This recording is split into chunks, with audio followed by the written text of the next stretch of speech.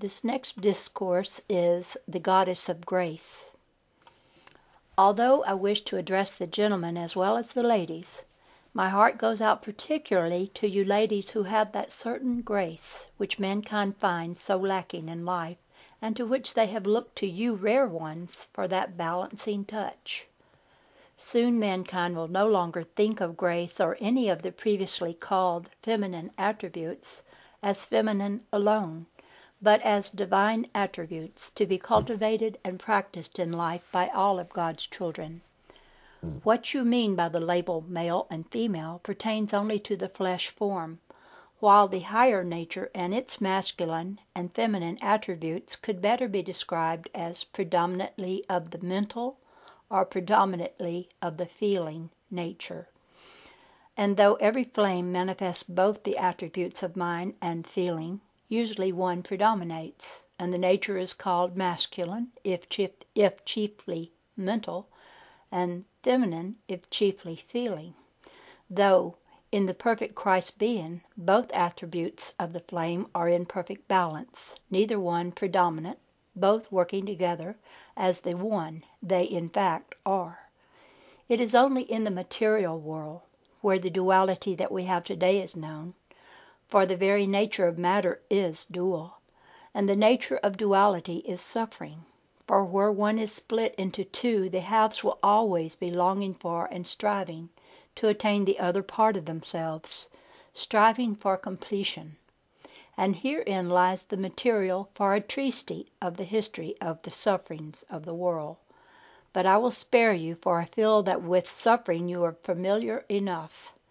But do not miss the point. Only in the conscious return of the individual to his single God flame, which is within him, can he regain his lost estate, the happiness, the completion, the oneness that are his birthright and his destiny.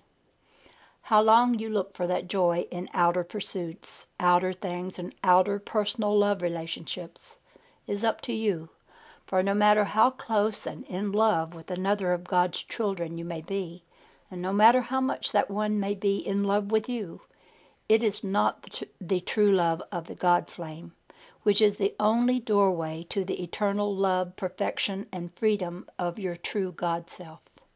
And until you abandon the pursuit of all outer things and turn to the presence within you, then that long will you lack the completion, the balance, the happiness for which you so long.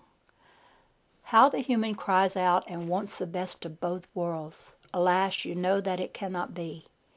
You must have either the spiritual world of the one pure, perfect existence, or the material world of duality, alternating between transitory human pleasures and their consequent sorrows, the world of suffering.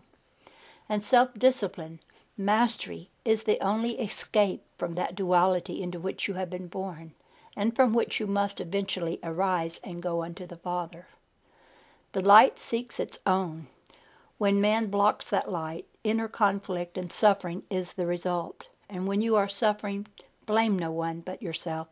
Do not blame each other for your suffering, dear ones, especially you husbands and wives. Do not argue about who is at fault or which of you must do what. That is not the way. Can you not see that? Love is not something that you can bargain.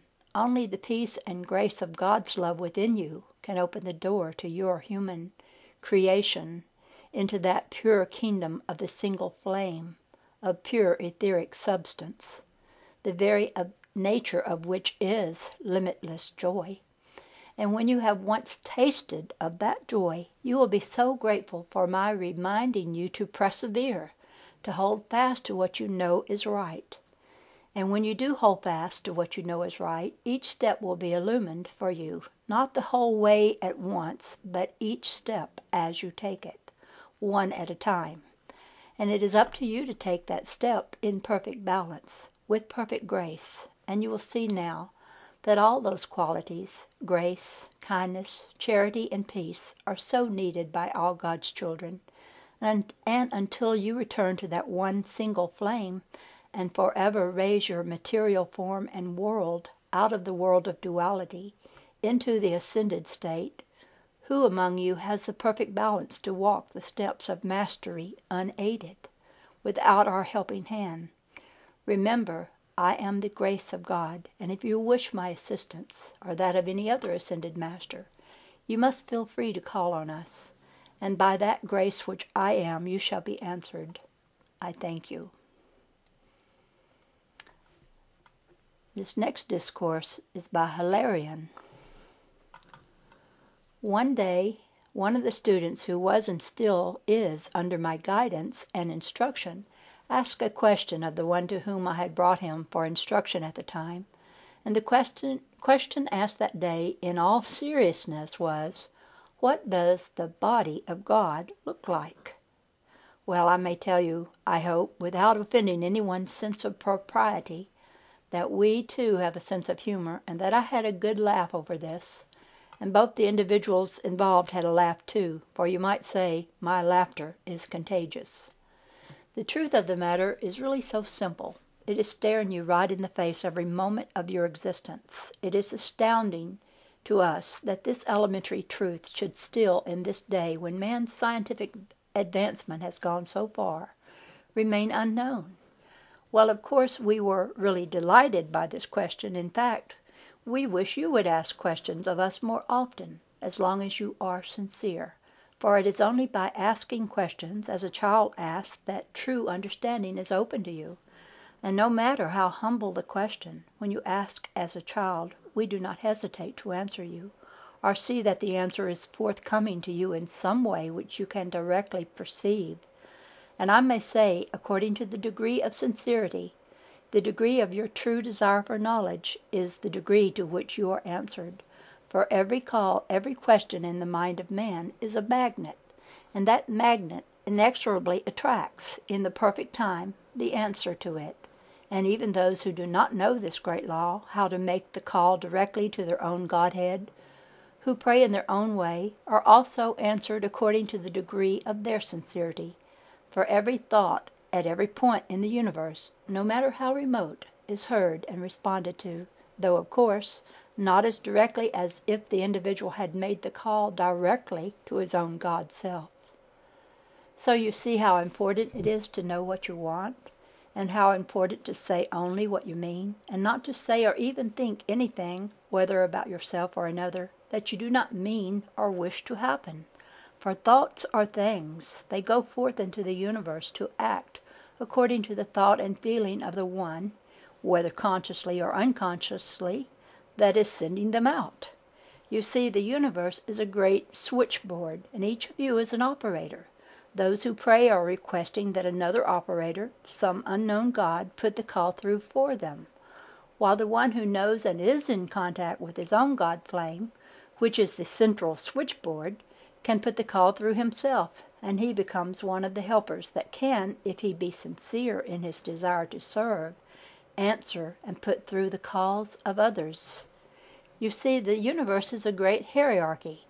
Just as on earth you have countries, states, counties, districts, and neighborhoods, all administered and represented by their corresponding governments, assemblies, commissions, councils, and associations, so too on all levels of God's creation are there similar governing bodies for the control and distribution of infinite supply, the limitless light which is everywhere, and which is made manifest as needed, and called forth at the corresponding frequency and intensity to the place in creation at which the individual finds himself in his current state of evolution.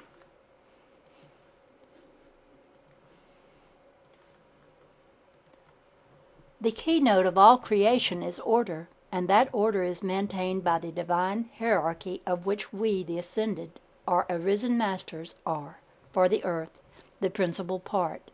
Know also that there are cosmic masters, some of whose bodies span solar systems, as well as there are angels and seraphim and tiny elementals that may work within the smallest atom. Life is everywhere. There is nowhere life is not. And that life is light, intelligence, wisdom, power, and love, which is perfect order.